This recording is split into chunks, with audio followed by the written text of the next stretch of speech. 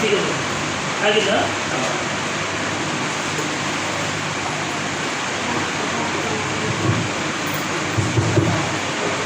ప్రభువుని యేసుక్రీస్తు నామములో చేరుకూడి వచ్చిన అందరికీ నా హృదయపూర్వకంగా వందనాలు తెలుస్తున్నాను.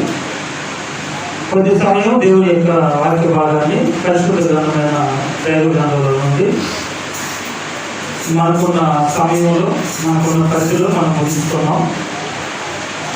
దేవుడు మాకు ఇచ్చినటువంటి చక్కటి అవకాశాన్ని సద్వినియోగం చేసుకోవాలని ప్రేమపూర్వకంగా అందరికీ తెలియపరుస్తున్నామండి. ఈ యొక్క మధ్యాహ్న సమయంలో మనం ఆలోచించబోతున్నటువంటి అంశభాగం దేవుని ఎదుట నీ నడకలను స్థిరపరుచుకుని వాడినైనా అంశాన్ని మనం చూడబోతున్నామండి. దేవుని ఎదుట నీ నడకలను స్థిరపరుచుకుని వాడవేనా అనే అంశాన్ని కొద్ది సమయం దైవ గ్రంథంలో నుండి మనం ఆలోచన చేద్దాం. ప్రతి ఒక్కరు కూడా దయచేసి దైవ గ్రంథాన్ని విప్పి పరిశుద్ధ గ్రంథంలో దేవుడు రాయించినటువంటి మాటలను పరిశీలించాలని ప్రేమపూర్వకంగా మీ అందరికీ కూడా తెలియపరుస్తున్నానండి. కీర్తన గ్రంథం 17వ అధ్యాయం. కీర్తన గ్రంథం 17వ అధ్యాయము 5వ వచనాన్ని చదువుతున్నామండి.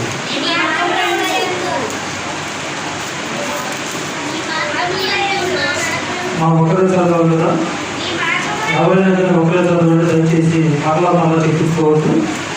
కీర్తన గ్రంథం 17వ అధ్యాయం 5వ వచనం. నీ మార్గముల యందు నా నడకలను స్థిరపరచుకుని ఉన్నాను, నాకు కాలు జారలేదు. నేను నీకు మొరపెట్టుకుని ఉన్నాను, దేవా నీవు నాకు ఉత్తరం ఇచ్చెదవు.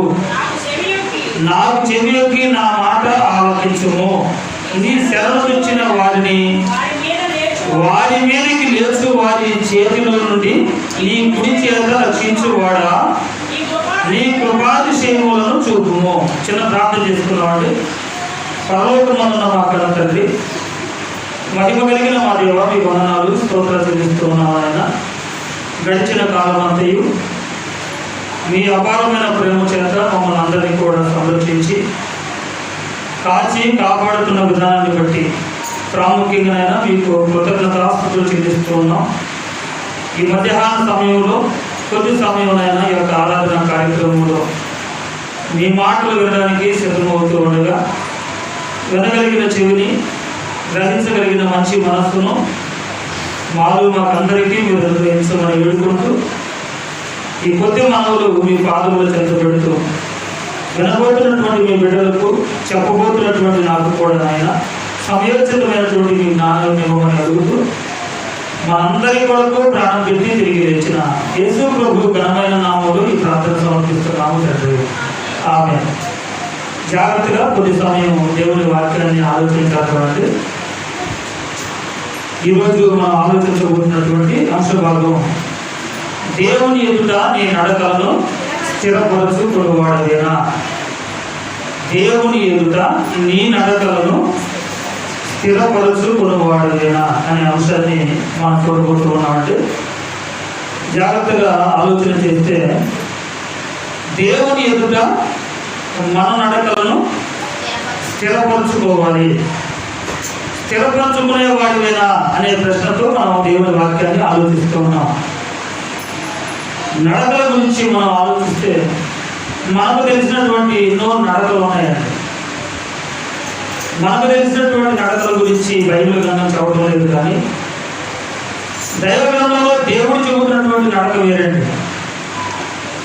ఉయ్యారంగా నడవడం అని, కాబట్టి హంస నడకలని రకరకాల పేర్లతో మనం పిలుస్తూ ఉంటాం. చూశారు, ఈ నడకల గురించి కాదు మనం ఆలోచిస్తుంది. దేవుని ఎదుట నీ నడకను స్థిరపరచుకున్నవాడేనా అనే విషయం దగ్గరికి వస్తే ఇక్కడ భక్తుడైనటువంటి దావీదు గారు ఒక చక్కటి సందేశాన్ని మనకు వినిపిస్తున్నాడండి కీర్తన గ్రంథం ద్వారా. ఈ అంశానికి సంబంధించినటువంటి మూలవాక్యం కీర్తన గ్రంథం 17వ అధ్యాయం 5వ వచనం నేను చదువుతాను. ప్రతి ఒక్కరు కూడా జాగ్రత్తగా చూడండి, దయచేసి ఎవరు చదవద్దు. ప్రతి వాక్య భాగాన్ని నేనే చదువుతానండి, జాగ్రత్తగా మీరు చూడండి. కారణం ఏంటంటే ఒకరు చదవమన్నా కానీ ఒకరు కాకుండా అందరూ చదువుతూ అందరినీ కన్ఫ్యూజ్ చేయడం, చెప్పేవాళ్ళని కన్ఫ్యూజ్ చేయడం కూడా జరుగుతుంది కనుక దయచేసి ఈ అంతరాయాన్ని గమనించి ఎవరు కూడా దయచేసి చదవద్దంటే ప్రతి ఒక్కరు కూడా బైబిల్ గ్రంథాన్ని జాగ్రత్తగా చూడండి. అందరూ తెరిచి కీర్తన గ్రంథం 17వ అధ్యాయం 5వ వచనాన్ని జాగ్రత్తగా మనం గమనించగలిగితే వ్రాయబడినటువంటి సందర్భం, నీ మార్గముల యందు నా నడకలను స్థిరపరచుకొని ఉన్నాను. నీ మార్గముల యందు నా నడకను స్థిరపరచుకొని ఉన్నాను అన్నాడు. దావీదు గారు మాట్లాడుతున్నారండి ఈ సందర్భంలో, అయ్యా నీ మార్గంలో ఉన్నాయి నా నడకలన్నీ కూడా నీ మార్గంలో నేను స్థిరపరచుకుంటున్నాను అంటాడండి. దావీదు గారు ఏమన్నాడండి? నీ మార్గములో నా నడకలను స్థిరపరచుకుంటున్నాను. బాగా గమనించాలి, దావీదు గారి నడక ఎవరి మార్గంలో ఉన్నట్టండి? దేవుని మార్గంలో స్థిరపడిపోయిందంటండి. ఎందుకు స్థిరంగా ఉండడం అంటే ఏంటి? స్థిరంగా ఉండడం అంటే ఏంటంటే, నేను హైదరాబాద్ వెళ్ళాను, అక్కడే పని చేసుకుంటూ లేక జాబ్ చేసుకుంటూ అక్కడే ఏమైపోయాను? స్థిరపడిపోయాను.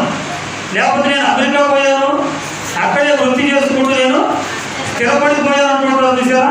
స్థిరపడిపోవడం అంటే ఇక అక్కడే నిలిచిపోవడం. కానీ దావీదు గారు అండి ఎక్కడ నిలిచిపోయాడట? ఎక్కడ స్థిరపడిపోయాడండి? చదవడం ఒకసారి. నీ మార్గముల యందు నా నడకలను స్థిరపరచుకొని ఉన్నాను అన్నాడండి. నీ మార్గముల యందు నా నడకను ఏం చేశాను? స్థిరపరచుకొని, అంటే దేవుని మార్గంలో నేను స్థిరపడిపోయాను అని అర్థం అండి.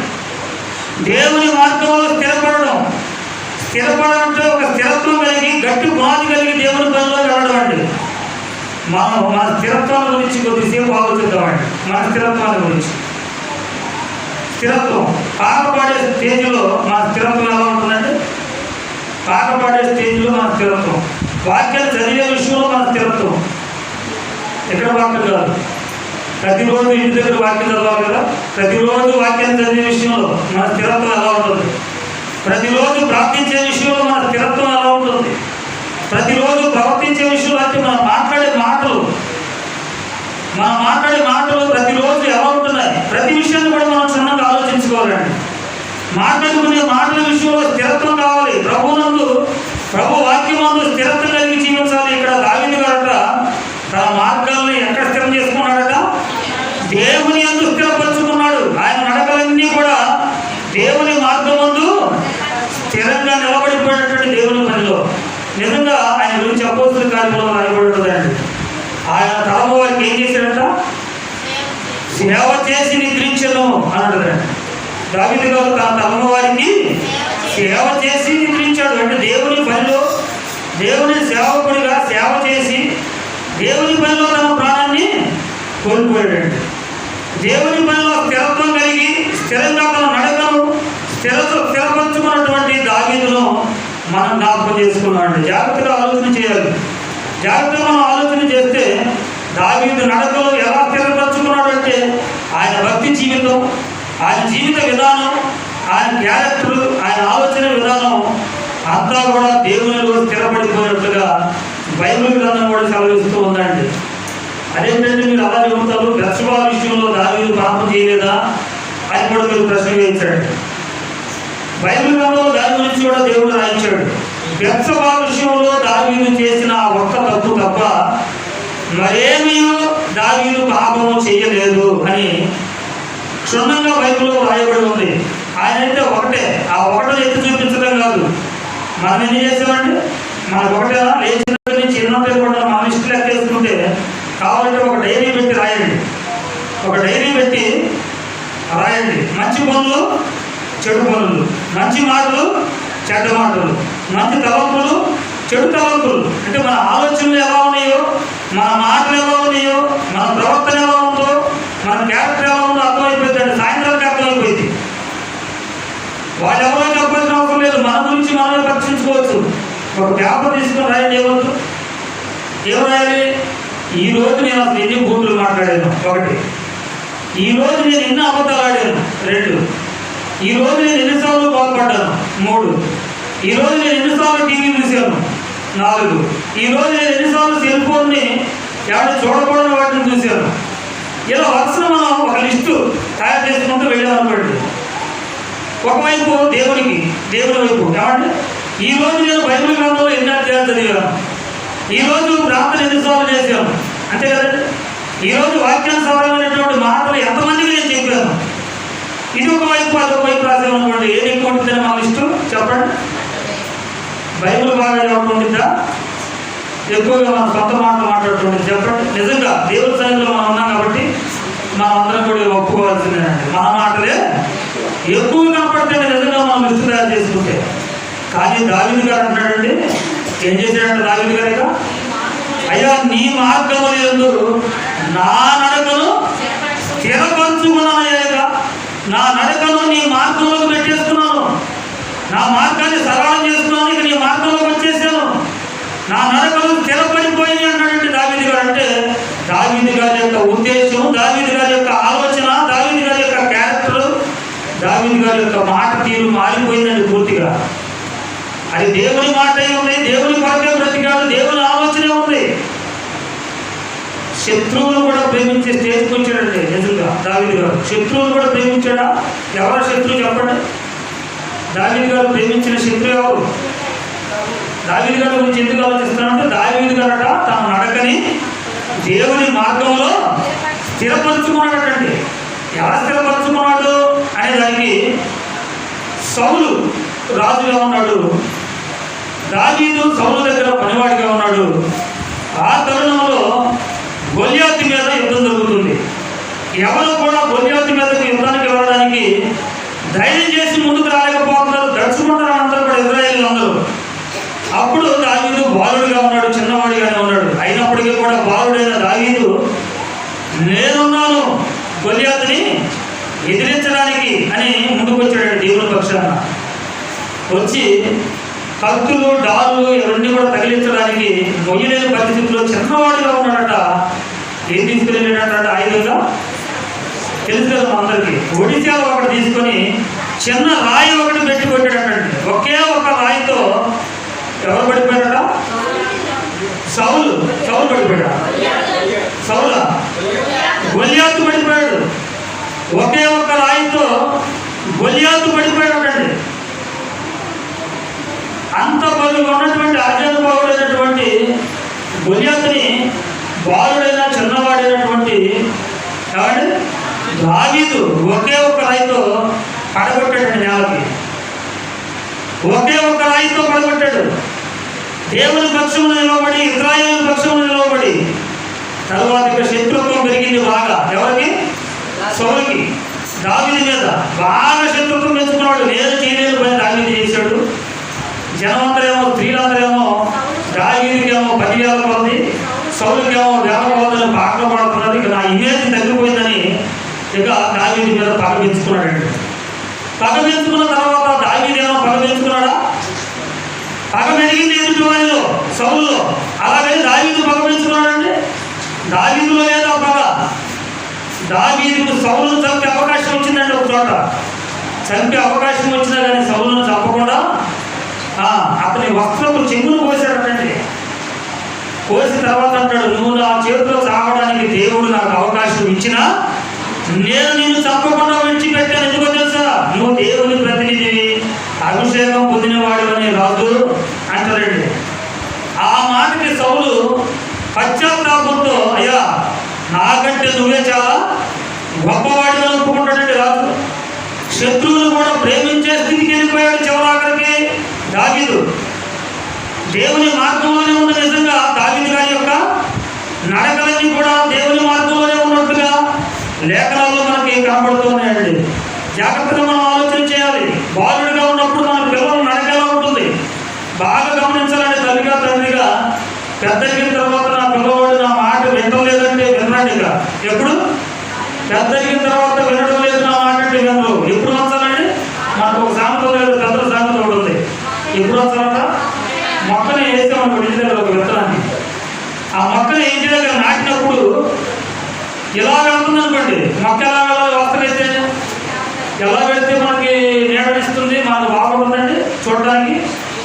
స్ట్రైట్గా వెళ్ళిపోవాలి పైకి. కానీ మొక్క ఇలా వేపుగా వంకరగా వెళ్తున్నప్పుడు ఏం చేస్తున్నాం? ఆ మొక్కని చిన్నగా ఉన్నప్పుడే ఆ మొక్కకి ఏదో ఒక కర్ర కట్టి దాన్ని సరైనటువంటి క్రమ పద్ధతిలో దాన్ని ఉంచితేనే ఖచ్చితంగా సరైన విధానంలో పెరిగిందండి. మొక్కై వంగనిదే ఏమన్నా సరేండి, మన పెద్దలు ఏమంటుంటారు, మానైతే వంగుతుందా? కాబట్టి పిల్లల వయసులో ఉన్నప్పుడు చిన్నతనంలో మన బిడ్డలు నడకలు ఎలా ఉన్నాయి? ఎందుకంటే నడక గురించి మనం ఆలోచిస్తున్నాం కనుక. ఇక యవన ప్రాయంలోకి వచ్చిన తర్వాత మన పిల్లల నడకలు ఎలా ఉంటున్నాయి? యవన ప్రాయంలో యవనస్తులుగా మారిన తర్వాత వారి మాటలు, వారి ఆలోచనలు, వారి ప్రవర్తన, వారి క్యారెక్టర్, వారి నడక గమనిస్తూ ఉండాలని తల్లిదండ్రులు. నా పిల్లలు ఏం తప్పు చేయలే, నా పిల్లలు నాకు చాలా బాగా తెలుసు, చాలా పర్ఫెక్ట్ నా పిల్లలు మనం అనుకుంటాం. కానీ దేవుడు చెబుతున్నట్టు ఖచ్చితంగా బాలుడిగా ఉన్నప్పుడే చెప్పాడు లేదా? 22వ అధ్యాయం 6వ వచనం సామెతల గ్రంథంలో, బాలుడు నడవవలసిన త్రోవను వానికి నేర్పండి, నడక నేర్పండి. బాలుడిగా ఉన్నప్పుడే నడక నేర్పండి అని ప్రభు చెబుతున్నాడు. అంటే దేవుడు చెబుతున్నాడు మనకి. బాలుడిగా ఉన్నప్పుడే ఏం చేయాలంటే మనం నడకను నేర్పాలి. బాల్యంలోనే నడక నేర్పాలి. యవన ప్రాయంలో ఎలా నడుచుకోవాలో యవనంలో కూడా మనం నడక నేర్పాలి. అదేవిధంగా వృద్ధాప్యంలోకి వచ్చిన తర్వాత కూడా మన నడకలు ఎలా ఉన్నాయో మనం పరిశీలించుకోవాలండి. యవనంలో నడక తప్పే అవకాశం ఉంది, వక్రమైనటువంటి మార్గంలోకి వెళ్ళే అవకాశం ఉంది. ఎవరు తప్పక ఏం చేస్తారన్నారు బైబిల్లో? తప్పకుండా ప్రతిరోజు అంటే రోడ్డు తప్పుతారు ఖచ్చితంగా. యవనంలో వచ్చే ఆలోచనలు, యవనంలో వచ్చే కోరికలకు బానిస్తులై యవన కాలంలో తొలగిపోతారు కనుక యవనంలో కూడా మన బిడ్డలు నడక ఉందో గమనించుకోవాలండి. బాల్యంలోనే కాదు, తర్వాత వృద్ధాప్య దశకు వచ్చేలేక కూడా మన నడక ఎలా ఉందో జాగ్రత్తగా మనం సరి చేసుకుంటూ ఉండాలి, చూసుకుంటూ ఉండాలి. మన నడక మనం చనిపోయే వరకు పరిశీలించుకోవాల్సినటువంటి బాధ్యత, భారం దేవుడు మన మీద పెట్టాడండి. చూడండి, కావాలంటే అపొస్తలుల కార్యముల గ్రంథం దావీదు గారి గురించి ఒక చక్కని మాట బైబిల్లో రాయబడి ఉంది. 11వ అధ్యాయం 36వ వచనం చదవండి. అపొస్తలుల కార్యముల గ్రంథం 13వ అధ్యాయం 36వ వచనం. దావీదు దేవుని సంకల్పము చొప్పున తన తరము వారికి ఏం చేశాడంటే, దావీదు దేవుని సంకల్పము చొప్పున తన తరము వారికి అందరికీ సేవ చేసి నిద్రించడం. ఏదంటే మంచం మీద పడుకుని నిద్ర కాదు, చనిపోయాడు అర్థం. ఏం చేసి చనిపోయాడట? బ్రతికినంత కాలం తన తరములో ఉన్నటువంటి వాళ్ళందరికీ సేవ చేసి దావీదు చనిపోయాడు. మరి మనం ఏం చేసి నిద్రిస్తున్నాం చెప్పండి? మన తరంలో మన ముందు కూడా ఎంతో మందిని పెట్టాడు దేవుడు. ఈరోజు మన తరంలో కూడా మన కళ్ళ ముందు ఎంతో మంది తిరుగుతున్నారు. మన బంధువులు, మన స్నేహితులు, మన ఇంటి వారు, మన శ్రేయోభిలాసులు ఎంతో మంది ఉన్నారండి. మనం ఏం చేస్తున్నాం? మన తరం వారికి మన వల్ల ఏం ప్రయోజనం? ఏదైనా దేవుని మార్గాన్ని గురించి చెబుతున్నావా? ఏదైనా దేవుని మార్గంలో వారి నడకలను స్థిరపరచాలని ఆలోచిస్తున్నావా? అసలు ముందుగా నీ నడక దేవుని యొక్క మార్గంలో స్థిరపరచుకున్నావా అని దేవుడు మనల్ని ప్రశ్నిస్తూ ఉన్నాడండి. దావీదు గారి యొక్క జీవిత విధానాన్ని బట్టి ఆలోచించండి. జాగ్రత్తగా దేవుడి వాక్యాన్ని మనం ఆలోచన చేస్తే, దేవుని ఎదుట నీ నడకను స్థిరపరచుకున్న వాడేనా అనే విషయాన్ని మనం ఆలోచిస్తే, దావీదు గారి జీవితం ఎలా ఉంటుందా?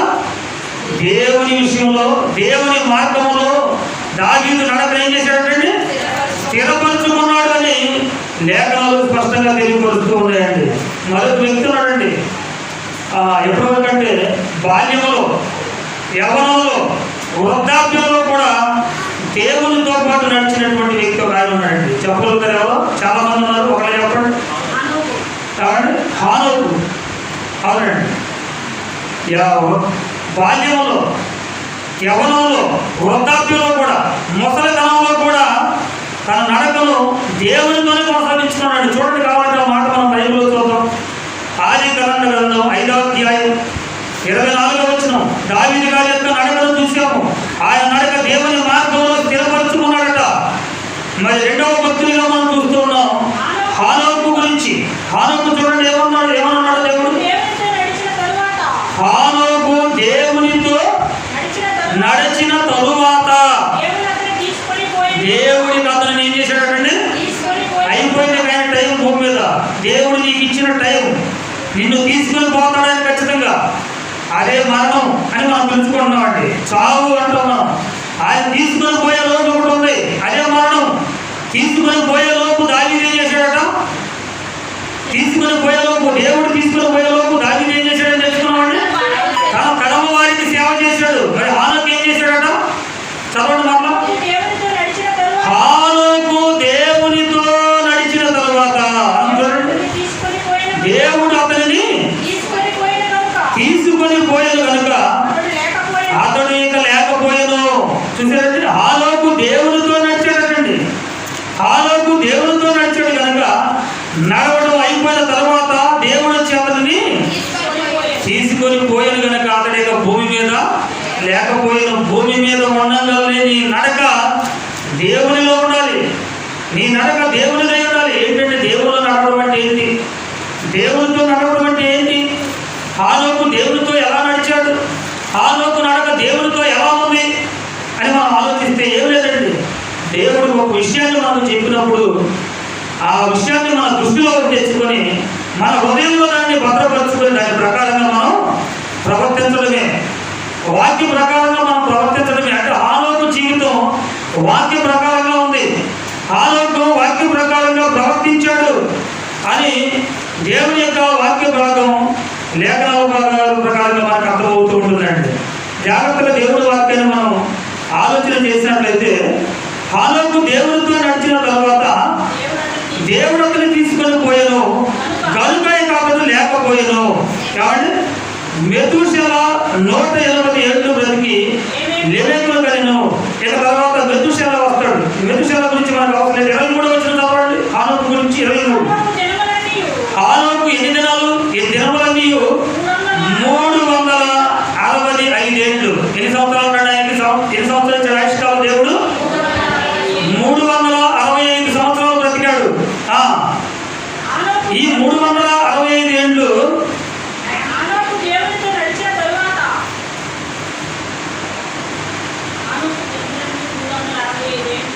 హానోకు దినములన్నీ 365 ఏళ్ళు.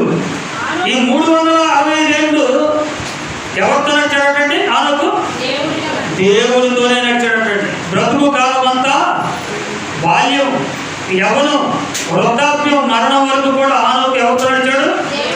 దేవునితో నడిచినటువంటి వ్యక్తిగా హానోకు ఉన్నాడు. దేవునితో నడిచాలని వ్రాయబడి ఉందండి. రెండవ వ్యక్తిగా.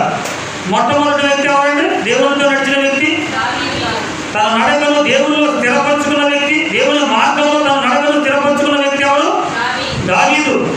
రెండవ వ్యక్తిగా ఎవరు కనపడుతున్నారు మనకి? హానోకు. హానోకు నడక కూడా బాల్యంలో దేవునిలోనే ఉన్నాడు, యవ్వనంలో దేవునిలోనే ఉన్నాడు.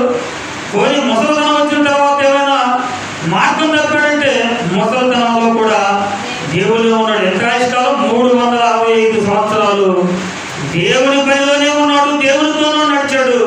తరువాత దేవుడు అతన్ని తీసుకొని పోయాడు అన్నదండి. కాబట్టి ఆలోచించాలి. నీకు ఇచ్చిన బ్రతుకు కాలంలో దేవుడు నిన్ను తీసుకొని పోకముందే నీ నడక దేవునిలో స్థిరపరచుకోవాలి.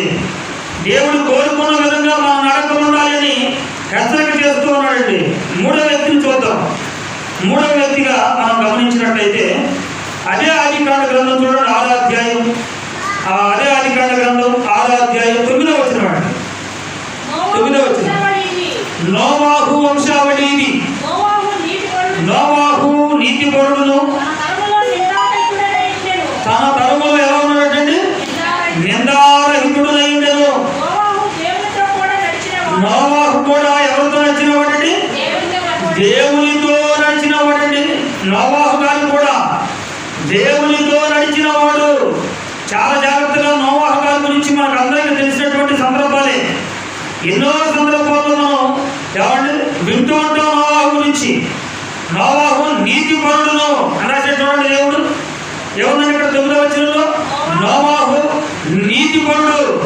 ఆయన లైఫ్ లో నీతిగా బ్రతికాడండి. నీతిపరుడును తన తరములో, ఈయన కూడా తన తరములోనేనండి. తరములో ఎలా ఉన్నాడట?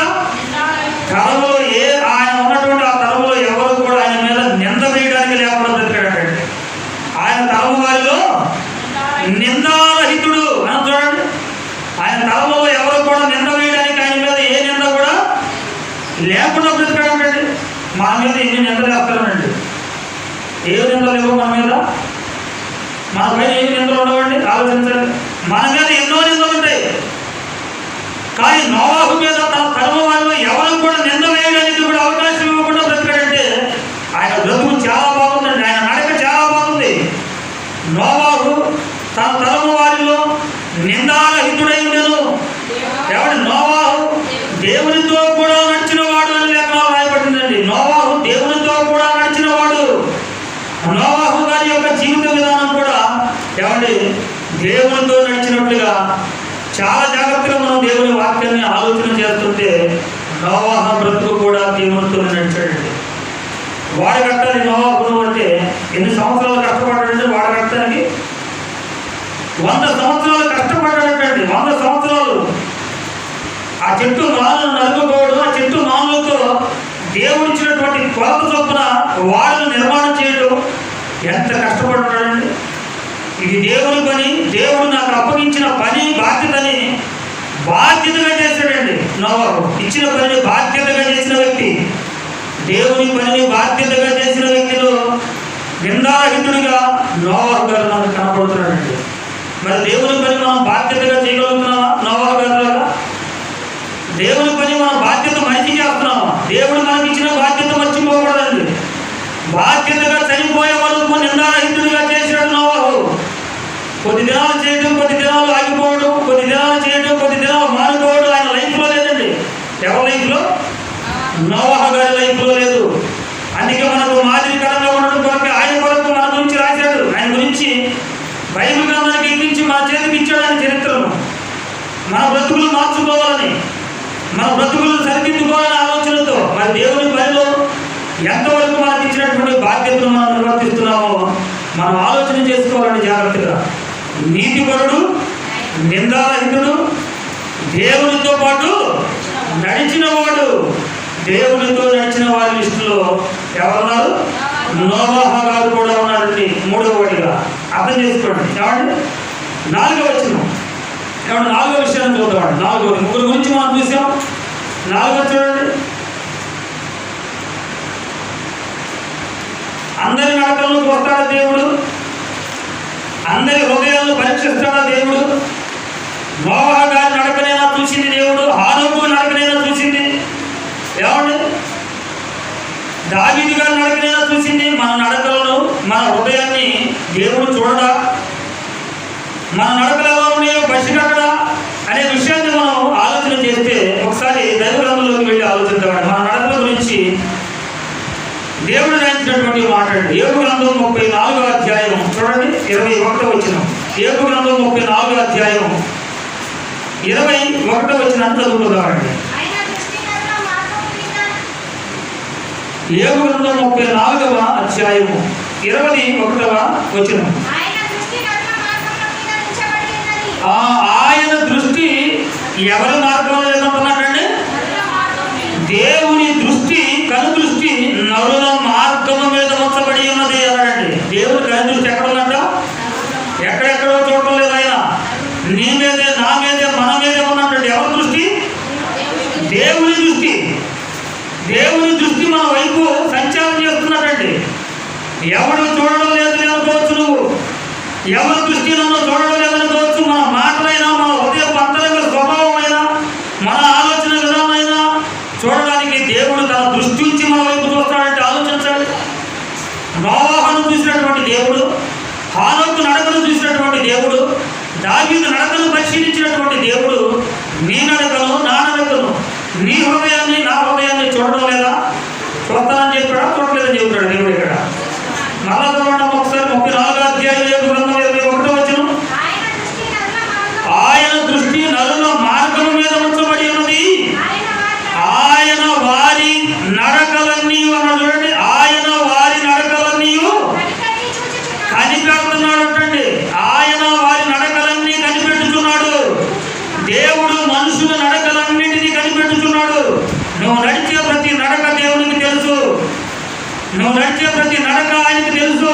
ఆయన దృష్టి నీ వైపు ఉంది, ఆయన దృష్టి మన వైపు ఉందని వైపు చెబుతుందండి. దేవుని దృష్టి మన వైపు ఉందన్న సంగతి తెలిసిన తర్వాత కూడా మన నడకలు మార్చుకోకపోతే చాలా ప్రమాదంలో పడతామండి. దేవుని దృష్టి నా వైపు ఉందని తెలుసుకున్న దావీదు తన జీవిత విధానాన్ని మార్చుకొని, అయ్యా నీ మార్గంలో నా నడకను ఏం చేసుకుంటానుగా స్థిరపరచుకుంటున్నానని నిర్ణయం తీసుకున్నాడు. దేవుని దృష్టి నా మీద ఉందని తెలుసుకున్నటువంటి హానోకు తన బ్రతుకు కాలం అంతా దేవునితోనే నడిచాడు. దేవుని దృష్టి నా వైపే ఉందని తెలుసుకున్నటువంటి నోవహు దేవునితోనే నడిచినట్లుగా లేఖనాల్లో మనకు రాయబడి ఉంది. మరి దేవుడు నీ వైపు చూస్తున్నాడట, దేవుడు నా వైపు చూస్తున్నాడట, దేవుడు మన వైపు చూస్తున్నాడటండి. మన నడకలను ఏం చేస్తున్నాడట? ఆయన కనిపెడుతున్నాడట. ఎటు నడుస్తున్నావో, ఏమి నడుస్తున్నావో, ఏ నడక నడుస్తున్నావో, ఎలాంటి నడక నడుస్తున్నావో, ఎలాంటి ఆలోచనతో బ్రతుకుతున్నావో, ఎలాంటి మాటలు మాట్లాడుతున్నావో, ఏ స్థితిలోనూ ఉన్నావో పరిశీలించే దేవుడు ప్రతి నిత్యము కనుదృష్టితో నీ వైపే చూస్తున్నాడని బైబిల్ గ్రంథం ఎంతో స్పష్టంగా సెలవిస్తుంది. ప్రియమైన దేవుని పిల్లల, జాగ్రత్తగా మనం పరిశీలించుకోవాలి. దేవుని కనుదృష్టి నుండి మనం తప్పించుకోలేమండి. నీ తల్లిదండ్రులు చూడలేకపోవచ్చు, నీ అన్నదమ్ములు చూడలేకపోవచ్చు నీ నడకని. చూస్తారండి, ప్రతిరోజు మనతో ఏమని చూస్తారు మన నడకలను. మన పిల్లల నడకలను మనం ప్రతిరోజు వాడు ఎడిపోతే అడిపోయి వస్తామండి. మనం గమనించలేము, కానీ దేవుడు ఖచ్చితంగా గమనిస్తూ ఉంటాడు. దేవుడు మాత్రం ఖచ్చితంగా ప్రతి నడకను పరిశీలిస్తున్నాడండి. ఆయనకు మరుగు చేయబడిన ఏది కూడా భూమి మీద లేదు అని లేఖనాల్లో ఉంది. కాబట్టి జాగ్రత్తగా ఉండాలి మన జీవితాలు, మన నడకలు చాలా జాగ్రత్తగా ఉండాలి. ఎందుకంటే మన నడకలను పరిశీలించే దేవుడు ఉన్నాడు అనే విషయాన్ని మనం దృష్టిలో ఉంచుకోవాలండి. ఎక్కడి నుండి వస్తున్నాడు అనుకున్నారు? ఆకాశంలో నుండి చూస్తున్నాడా, పరలోకంలో నుండి చూస్తున్నాడా? ఎందుకు అసలు ఎక్కడి నుండి చూస్తున్నాడో చూద్దామండి. ఆయన దృష్టి మన వైపే ఉన్నాడు. ఎక్కడ ఉన్నాడు? ఎందుకైనా ఎక్కడ నుండి చూస్తున్నాడు చూడండి. అపోస్తుల కార్యముల గ్రంథం 17వ అధ్యాయం. అపోస్తుల కార్యముల గ్రంథం 17వ అధ్యాయంలో ఆ మాటలు రాయబడి ఉంటాయండి. అపోస్తుల కార్యముల గ్రంథం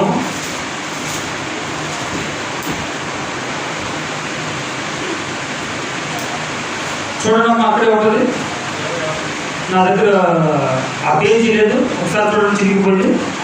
అపోస్తుల కార్యముల గ్రంథం 17వ అధ్యాయం 27వ వచనం. 27వ వచనం చదవండి. ఎక్కడ ఉన్నాడు తెలిసింది మీకు? ఎక్కడ నుండి చూస్తున్నాడు అనుకున్నారని కనుదృష్టి. మరియు 27వ వచనం కింద చదవండి.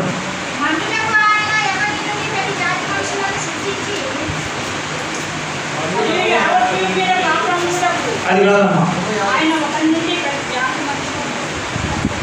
బైబిల్ అది బైబిల్.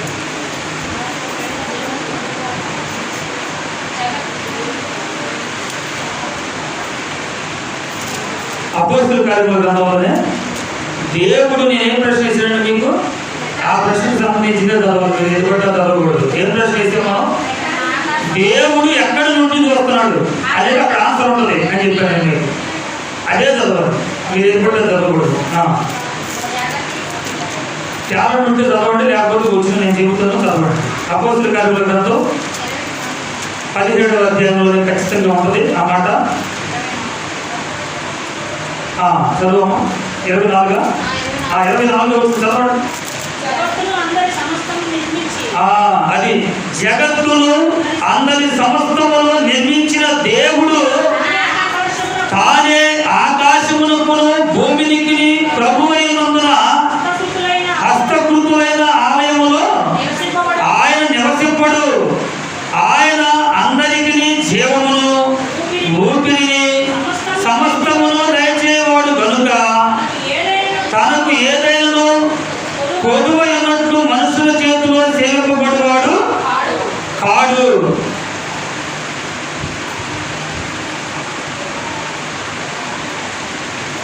మా 27వ వచనం చివరిలైన చదవండి. 27వ వచనం చివరిలైన సారీ అండి. అపోస్తుల కార్యముల గ్రంథం 17వ అధ్యాయం 27వ వచనం, 26, 27 కలిసి ఉన్న 27వ వచనం చివరిలైనలో ఉన్న చూడండి. ఆయన మనలో ఎవరికి ఎలా ఉన్నాడట? దూరముగా ఉండేవాడు. ఆయన మనలో ఎవరికి దూరముగా ఉండేవాడు కాడు. అంటే ఎలా ఉంటాడని అర్థం? ఆయన మనలో ఎవరికి దూరముగా ఉండేవాడు కాడు. ఆయన మనలో ఎవరికి ఎలా ఉన్నాడట? దూరంగా ఉండేవాడు కాదు. ఆయన మనలో ఎవరికి అన్నాడు.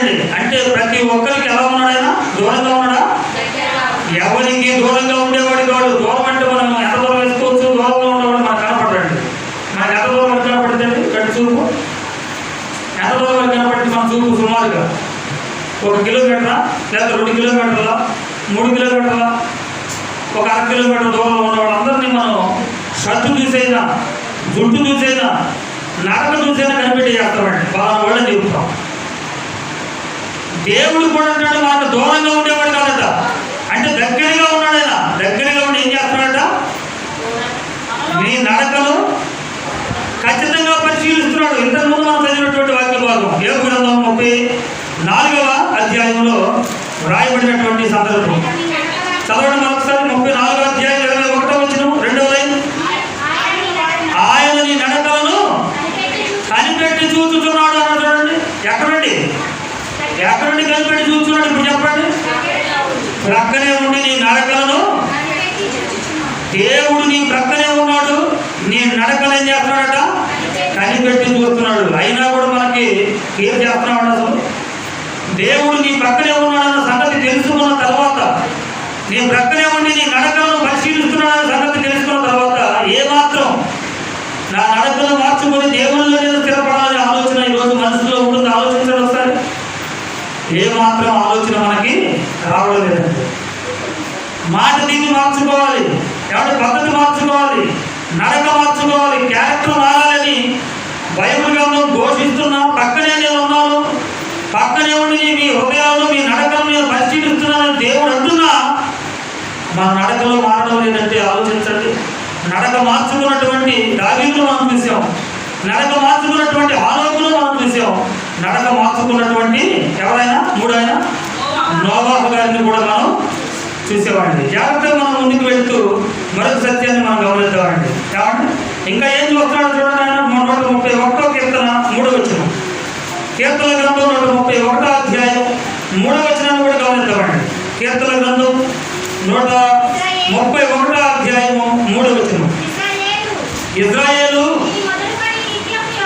ఇది మొదలుకొని నిత్యము యెహోవా మీదనే ఆశ పెట్టుకోను. ఏంటమ్మా? 131:3.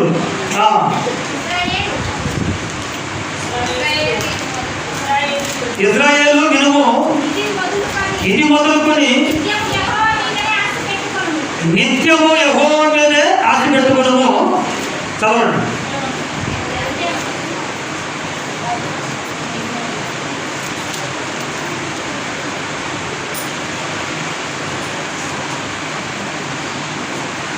ఇశ్రాయేలు ఇది మొదలుకొని నిత్యము ఎవరి మీద ఆశ పెట్టుకుని బ్రతకమన్నాడండి? యెహోవా మీదే ఆశ పెట్టుకుని బ్రతకండి అన్నాడండి. యెహోవా మీద, దేవుని మీద ఆశ పెట్టుకొని మీరు బ్రతకండి. ఎందుకంటే దేవుని మీద ఆధారపడి బతికినటువంటి భక్తుల చరిత్రలు ఎన్నో ఉన్నాయి. దేవుని మీదే మీరు ఆశ పెట్టుకుని బ్రతకండి. దేవుని మీదే కాబట్టి గురి పెట్టుకొని మీరు బ్రతకండి అని దేవుడు జ్ఞాపకం చేస్తూ ఉన్నాడండి. దినవృత్తాంతంలో 2వ గ్రంథం చూడండి, 22వ అధ్యాయం 24వ వచనం ముగించుకున్నామండి. చివరిగా 1-2 మాటలు మనం చూసి, దినవృత్తాంతములు 2వ గ్రంథం 22వ అధ్యాయం, దినవృత్తాంతముల 2వ గ్రంథం 22వ అధ్యాయము 4వ వచనాన్ని చదువుకున్నామండి. 4వ వచనం.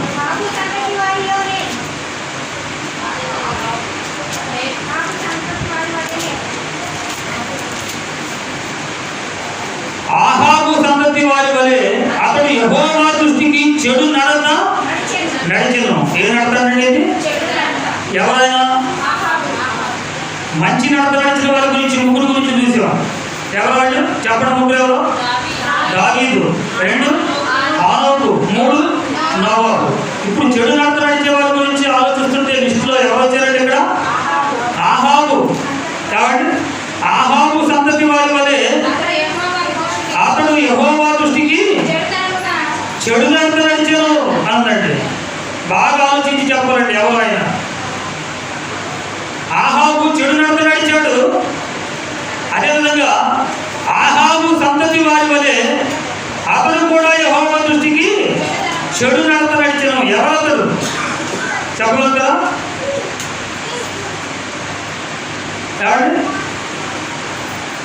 పైన ఉంటుంది అహజ్య ఏలనారంభించినప్పుడు 42 ఏళ్ల వాడై యెరూషలేములో 1 సంవత్సరము ఏలెను.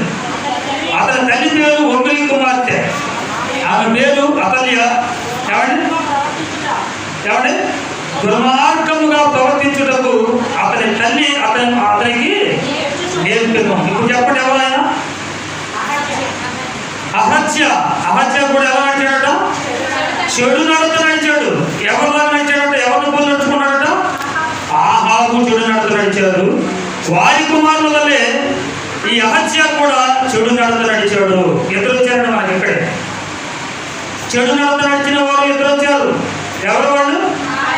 ఆహాబు, అహజ్య. బాగా గమనించాలండి. చెడు నడత నడిచిన వారు కూడా ఉన్నారు బైబిల్లో, మంచి నడత నడిచిన వారు కూడా ఉన్నారు బైబిల్లో. ఇంతకీ మన నడక మంచి నడక, చెడు నడక? ఆలోచించండి. ఏ నడక మనం నడుస్తున్నాం అనేది మనం పరిశీలించుకోవడానికి దేవుని వాక్యం అండి. ఆలోచించాలి జాగ్రత్తగా.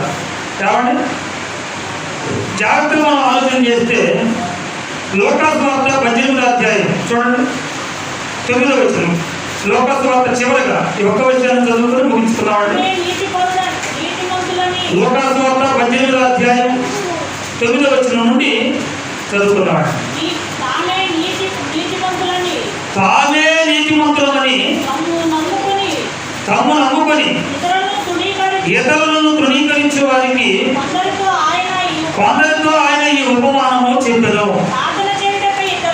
ప్రార్థన చేయడానికి ఇద్దరు మనుషులు దేవాలయంలోకి వెళ్ళారు. వారిలో ఒకడు పరిసయ్యుడు, ఒకడేమో సొంకరి. పరిసయ్యుడు నిలువబడి, దేవా, నేను చోరులను, అన్యాయస్తులను, వ్యభిచారులైన ఇతర మనుషుల వలనైనను ఇదిగో ఈ సొంకల వలనైనను ఉండనందుకు నీకు కృతజ్ఞతాస్తుతులు చెల్లించుతున్నాను అన్నాడండి. వారమునకు 2 మార్లు ఉపవాసం చేస్తున్నాను, నా సంపాదనతో 10వ వంతు చెల్లిస్తున్నాను అని తనలో తాను ప్రార్థన చేసుకున్నాడట. అయితే సొంకరి దూరముగా నిలవబడి ఆకాశం వైపుకు కన్నులెత్తుటకైనను ధైర్యము చాలక రొమ్ము కొట్టుకొనుచు, దేవా, పాపినైన నన్ను కరుణించుమని పలికెను. అతని కంటే ఇతరులు నీతిమంతులుగా తీర్చబడి తన ఇంటికి వెళ్ళనని మీతో చెబుతున్నాను. తను తాను హెచ్చించుకున్నవాడు తగ్గింపబడుననియు, తను తాను తగ్గించుకున్నవాడు హెచ్చింపబడుననియు చెప్పెను అన్నాడు. ఈ సందర్భంలో ఇద్దరు కనపడుతున్నారండి. ఇద్దరిలో ఎవరంటే వాళ్ళిద్దరు చెప్పండి. ఒకడు పరిసయ్యుడు, రెండవ వాడు సొంకరి. వీళ్ళిద్దరు కూడా దేవాలయానికి వెళ్ళారట. వేరే నడక ఎలా ఉంది? దేవాలయానికి వెళ్ళేవారట. కొన్ని చెడు నడకలు ఉన్నాయి.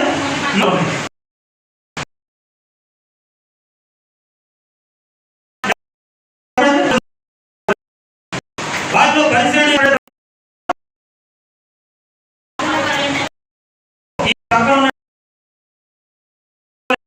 ఈ పాపుల వలె కానీ, ఈ చోరుల వలె కానీ, ఈ దొంగల వలె కానీ నేను ఉండనందుకు నీకు కృతజ్ఞతాస్తుతులు అని ప్రార్థన చేస్తున్నట్టండి. నేను వారానికి 2 సార్లు ఉపవాసం చేస్తాను, దశంభాగం ఇస్తానని తనలో తాను ప్రార్థన చేసుకున్నాడట. నేను అది ఇస్తాను, ఇది చేస్తాను, ఇది చేస్తానని. అది చేయటం కాదు, దేవుని మాట విని ఆ మాట ప్రకారంగా ప్రవర్తించడమే దేవునికి ప్రాముఖ్యంగా కావాలండి. నోవహు ఏం చేశాడు? వాడ కట్టయ్యని ఒక మాట చెబితే దాని ప్రకారంగా చేశాడు. హానోకు ఏం చేశాడు? చెప్పిన మాట చొప్పున తన బ్రతుకు కాలం అంతా దేవునికి అనుకూలంగా బ్రతికాడు. అదేవిధంగా దావీదు ఏం చేశాడు? చెప్పిన మాటకు లోబడి, దేవుడు చెప్పిన మాటకు లోబడి తన బ్రతుకును మార్చుకున్నాడండి. కానీ ఈ పరిసయ్యుడు ఏమంటాడు? వాళ్ళలాగా నేను లేను, వీళ్ళలాగా లేదు, నేను వాళ్ళ క్యారెక్టర్ లాగా నా క్యారెక్టర్ లేదు, నేను వాళ్ళకంటే చాలా మంచివాడు అని చెప్పుకున్నాడంటే దేవుడి దగ్గరికి వచ్చి. మన గురించి మన డబ్బా మనం కొట్టుకోవడం అంటే మనం అన్ని మంచిగా చెప్పుకుంటామండి. అసలు మన గురించి మనం సాక్ష్యం చెబితే చెల్లితే చెప్పండి. కోర్టులోకి వెళ్ళి నా గురించి నేనే సాక్ష్యం చెప్పుకుంటానండి, జడ్జి గారు, లాయర్ గారు అంటే ఒప్పుకుంటాడండి. జడ్జి గారు, లాయర్ గారు మన గురించి మనం సాక్ష్యం చెప్పుకుంటే ఒప్పుకుంటారా?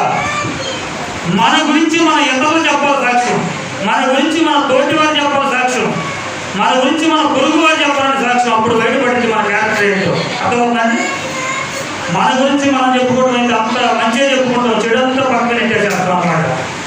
ఈ క్యారెక్టర్ కూడా అదే. ఎవరిది? పరిసేయుడిది. ఆయన గురించి ఆయన చెప్పుకుంటాడు, పొగుడుకుంటున్నాడు. ఏమని? అయ్యా నేను వాళ్ళలాగలేను, వీడలాగలేను, అందుకు నీకు కృతజ్ఞతలు. కానీ సొంకరి ప్రార్థన చేశాడంటాడు. ఏం చేశాడంటే సొంకరి, అయ్యా దూరంగా నిలవబడి చేతులు పైకెత్తడానికి కూడా ధైర్యం చాలక భయపడిపోతూ రొమ్ము కట్టుకోవచ్చు, దేవా పాపినైన నన్ను ఒక్కసారి కరుణించు ప్రభు అని తగ్గించుకొని వినయంతో ప్రార్థన చేస్తున్నాడు.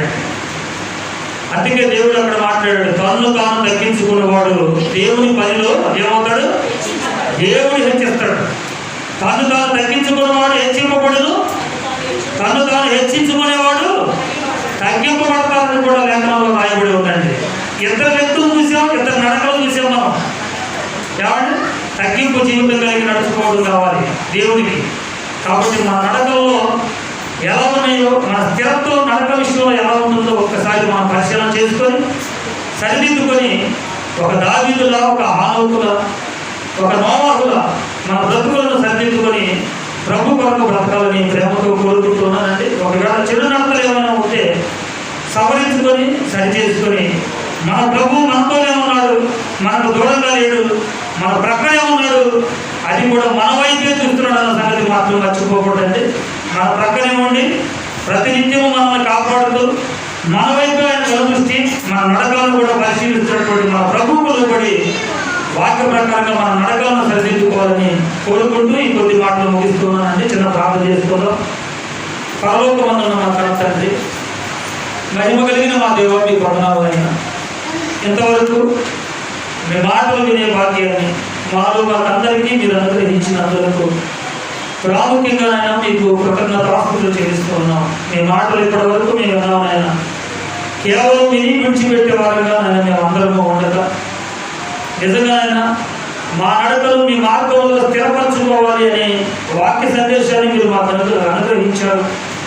వినినటువంటి మేము మా మార్గాలు ఎలా ఉన్నాయో, మా నడకలు ఎలా ఉన్నాయో, మా హృదయం ఎలా ఉందో, మా క్యారెక్టర్ ఎలా ఉందో, మా పద్ధతులు ఎలా ఉంటున్నాయో, మా ఆలోచన విధానం ఎలా ఉందో, మా మాట తీరు ఎలా ఉందో ఆలోచించుకొని సరిదిద్దుకొని సవరించుకొని ఆయన మీరు కోరుకున్న విధంగానైనా మా నడకలు ఉండే విధంగా మార్చుకున్నట్టు మీ సహాయాన్ని మాకందరికీ మీరు అనుగ్రహించమని వేడుకుంటూ, కేవలం విని విడిచిపెట్టడం వలన శిక్ష పొందుతామన్న సంగతిని మర్చిపోక శిక్ష నుండి తప్పించుకొని నిత్య జీవానికి చేరుకోవాలనే ఆశతో మీ మాటకు లోబడి కృపను అనుగ్రహించమని జరగబోతున్నటువంటి ఈ కార్యక్రమాన్ని మీ దైవమైనటువంటి హస్తాలకు మేము అప్పగించుకుంటూ మనందరి వరకు ప్రాణం పెట్టి తిరిగి లేచిన యేసు ప్రభు వారి ఘనమైన శ్రేష్టమైన నామములో ఈ ప్రార్థన సమర్పిస్తున్నాము తండ్రి. ఆమేన్.